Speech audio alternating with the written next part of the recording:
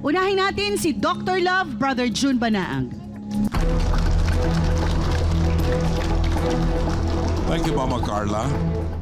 Ang sa akin lang dito, ano ang mga layunin talaga nitong si Jimboy? Meron ba siyang intensyon na bumuo ng isang pamilya kasama si Peping? Matatanggap ba niya yung anak ni Peping?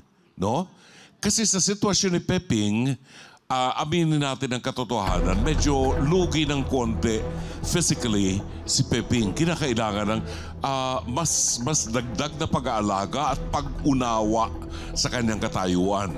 Kung tama yung sinasabi ni Mylene, na inaalila mo, Mylene, yung pamangkin ng iyong asawa, parang hindi maganda. Although, nakatira siya sa bahay niyo. No? Hindi naman dapat alilain. Ano? Pwedeng bigyan mo siya ng responsibilidad niya, pero hindi dapat iasa ang lahat sa kanya. At hindi ka rin dapat maging physical dito sa taong ito kasi may kakulangan sa kanya. No? Peping, ngayon, bukas na ang lahat, maliwanag na ang lahat, wala kang dapat ikatakot, may karapatan ka, ipaglaban mo ang karapatan mo. Maraming salamat, Dr. Love.